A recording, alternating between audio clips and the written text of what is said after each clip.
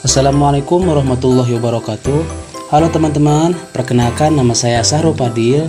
Saya dari Prodi PAI Pendidikan Agama Islam dari STI Al Musadadiyah dengan NPM 19210037. Hari ini saya akan menjelaskan RPP dari mata kuliah Al-Quran Hadis untuk memenuhi salah satu tugas, yaitu syarat akhir ujian semester 5. Maka dari itu, simak video ini sampai akhir ya. Tanpa perlu lama-lama, mari kita mulai videonya. Happy watching. Baik, untuk penyampaian pertama, saya di sini akan menyampaikan rencana pelaksanaan pembelajaran ataupun RPP. Yang pertama ada nama sekolah. Sekolah Madrasah Aliyah Cipari, mata pelajaran Al-Quran Hadis, kelas 11 semester genap, alokasi waktu 2 kali 45 menit 1 kali pertemuan. Untuk materi pokok yaitu menghindari pergaulan bebas dan perbuatan keji. Untuk submateri yaitu ada Quran Surat Al-Isra ayat 32 surat ke-17, ada Surat An-Nur surat ke-24 ayat 2, dan hadis riwayat Imam Bukhari dan Muslim. Untuk kompetensi dasar ada 3.3 menganalisis Quran Surat Al-Isra ayat 32 tentang larangan mendekati perbuatan zina, dan Quran Surat An-Nur ayat 2 tentang hukuman bagi pezina, dan hadis riwayat Bukhari dan Abu Hurairah tentang iman dan kuat mencegah perbuatan keji. Ada 4.3 mendemonstrasikan hafalan terjemahan ayat dan hadis tentang perintah menghindari pergaulan bebas.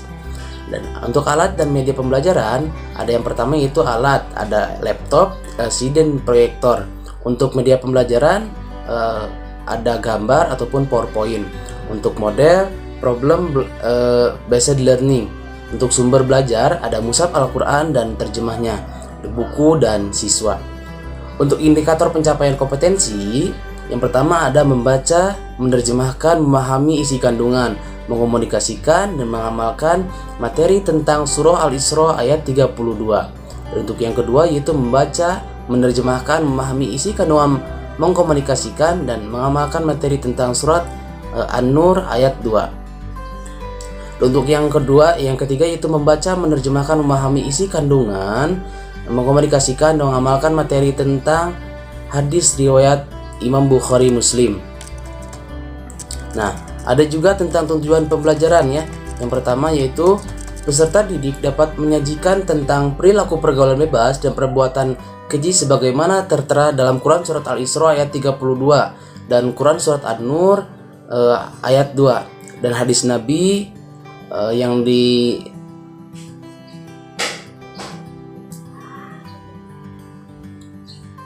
ada hadis Nabi yang disampaikan oleh hadis riwayat Bukhari dan Abu Hurairah.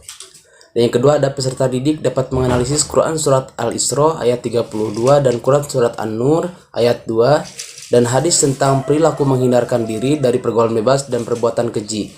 Dan yang ketiga yaitu peserta didik dapat mengamalkan isi kandungan Quran Surat Al-Isra ayat 32 dan Quran Surat An-Nur ayat 2, hadis tentang perilaku menghindarkan diri dari pergaulan bebas dan perbuatan keji. Yang keempat itu peserta didik dapat menghayati perilaku menghindarkan diri dari pergaulan bebas dan perbuatan keji. Untuk pendahuluan yaitu yang pertama ada mengucapkan salam dan menyapa peserta didik. Yang kedua yaitu doa dipimpin oleh ketua murid. Yang ketiga mengecek kehadiran peserta didik. Yang keempat ada menyiapkan kesiapan ataupun mental peserta didik dan memberikan motivasi sebelum pembelajaran dimulai. Untuk yang terakhir yaitu mereview materi sebelumnya ataupun resepsi gitu ya. Untuk inti yaitu kegiatan inti, yang pertama ada kegiatan literasi. Guru menyampaikan materi tentang menghindari pergaulan bebas dan perbuatan keji. Kemudian peserta didik diberi motivasi dan panduan untuk melihat, membaca, menerjemahkan bacaan terkait materi surah Al-Isra ayat 32 dan Quran Surat An-Nur ayat 2 dan hadis riwayat Imam Bukhari Muslim. Kedua yaitu ada critical thinking. Guru memberikan kesempatan untuk mengidentifikasi sebanyak mungkin hal yang belum dipahami. Pertanyaan ini harus tetap berkaitan dengan materi menghindari pergaulan bebas dan perbuatan keji. Dan ketiga itu ada collaboration. Peserta didik dibentuk dalam beberapa kelompok untuk menganalisis, mendiskusikan, mengumpulkan informasi, mempresentasikan ulang, dan saling bertukar informasi mengenai isi kandungan surat Al-Isra ayat 32 dan Quran surat An-Nur ayat 2. Dan hadis riwayat Imam Bukhari Muslim mengenai menghindari pergaulan bebas dan perbuatan keji. Yang keempat ada communication. Peserta didik mempresentasikan hasil kerja kelompok atau individu secara klasikal, mengemukakan pendapat atas presentasi yang dilakukan kemudian ditanggapi kembali oleh kelompok ataupun individu yang mempresentasikan. Yang terakhir ada creativity. Guru ataupun peserta didik membuat kesimpulan tentang hal-hal yang telah dipelajari terkait menjelaskan isi teks yang didengarkan berkaitan menghindari pergaulan bebas dan perbuatan keji. Untuk penutup, yang pertama ada guru dan peserta didik menyimpulkan materi. Yang kedua ada guru melakukan evaluasi pembelajaran. Dan ketiga ada guru memberikan tugas. Dan keempat ada guru menyampaikan materi pertemuan yang akan datang. Dan yang kelima ada doa, dan terakhir ada salam. Untuk penilaian terhadap materi ini dapat dilakukan sesuai kebutuhan guru, yaitu pengamatan sikap, tes pengetahuan, dan presentasi untuk kerja hasil karya ataupun project dengan rubrik penilaian. Nah, untuk yang selanjutnya kalian bisa simak video proses mengajarnya ya. Bismillahirrahmanirrahim. Assalamualaikum warahmatullahi wabarakatuh. Selamat pagi anak-anak. Bagaimana kabar hari ini? Alhamdulillah ya. Mudah-mudahan kita selalu diberikan kesehatan, sehat walafiat, dan selalu diberikan lindungan oleh Allah Subhanahu wa taala, dan dijauhkan dengan yang namanya penyakit Covid. Apalagi di kondisi saat ini ada varian baru yaitu Omikron ya. Mudah-mudahan kita selalu diberikan kesehatan, selalu diberikan kekuatan, terus juga selalu dilancarkan dalam mencari ilmunya ya. Amin ya Allah ya rabbal alamin. Pada pembelajaran daring kali ini alangkah baiknya yang pertama kita baca doa terlebih dahulu ya, supaya lebih afdol. Oke, untuk berdoa kali ini saya pimpin. Berdoa mulai. Berdoa selesai. Ya. Untuk selanjutnya kita absen terlebih dahulu ya, supaya lebih hikmat gitu ya. Ada yang tidak hadir hari ini atau semuanya hadir? Alhamdulillah hadir semua ya. Mudah-mudahan kita selalu diberikan kesehatan. Amin ya rabbal alamin. Nah, untuk lebih mempersingkat waktu, yang pertama kita kali ini akan belajar tentang menghindari pergaulan bebas dan perbuatan keji ya.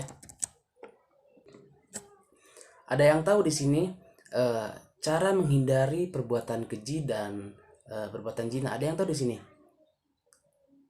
Oh, oke. Kita bahas sama-sama ya.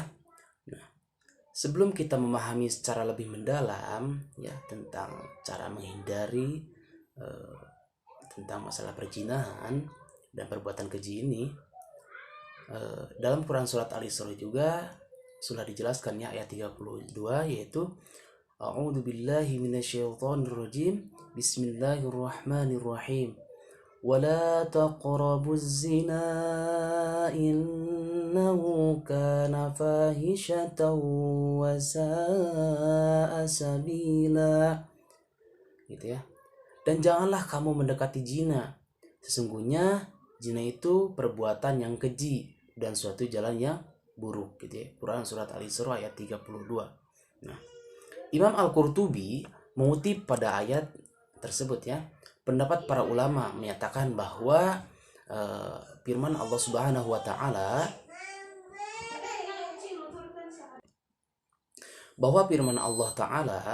la taqrabu az-zina, janganlah kamu mendekati zina. Lebih mendalam maknanya itu baligh ya, daripada perkataan la tazinu, janganlah kalian berbuat zina. Maksudnya bila digunakan kalimat la tazinu, janganlah kalian berbuat zina, maka diharamkan oleh Allah Subhanahu wa taala hanya perbuatan zinanya saja. Sedangkan segala sesuatu yang akan mengarah kepada perbuatan zina itu tidak dihukumi haram gitu ya. Dan ketika Allah Subhanahu wa taala menggunakan kalimat la taqrabu az-zina, janganlah kamu mendekati zina gitu ya. Maknanya sangat mendalam, yaitu perbuatan yang mendekatkan pelakuan kepada tindakan perbuatan haram gitu ya. Terlebih zinanya itu sendiri yang sangat diharamkan oleh Allah Subhanahu wa taala. Sementara Imam Asy-Syaukani mengatakan bahwa pelarangan zina itu dalam Al-Qur'an dahului dengan pengantar kata janganlah kalian mendekati zina ya gitu. Pengantar ini menunjukkan bahwa segala kreativitas budaya yang mengorientasikan perilaku manusia menuju kemungkinan perzinahan tidaklah diperkenankan gitu, ataupun diharamkan oleh Allah Subhanahu wa taala gitu ya. Dalam Quran surat lain juga, dalam surat An-Nur dijelaskan ya bahwasannya ayat yang berbunyi yaitu dalam surat An-Nur ayat 2 yaitu الزيانة والزاني فاجلدوا كل واحد منهما 100 جلدة ولا تأخذكم بهما رأفة في دين الله ولا تأخذكم بهما رأفة في دين الله إن كنتم تؤمنون بالله واليوم الآخر وليشهد عذابهما طائفة من المؤمنين. Pezina perempuan dan pezina laki-laki, derahlah kalian dari masing-masing keduanya, dan janganlah rasa belas kasihan kepada keduanya mencegah kamu untuk menjalankan agama ataupun hukum Allah. Jika kamu beriman kepada Allah dan hari kemudian, dan hendaklah pelaksanaan hukuman mereka disaksikan oleh sebagian orang-orang yang beriman. Quran surah An-Nur ayat 2 gitu ya.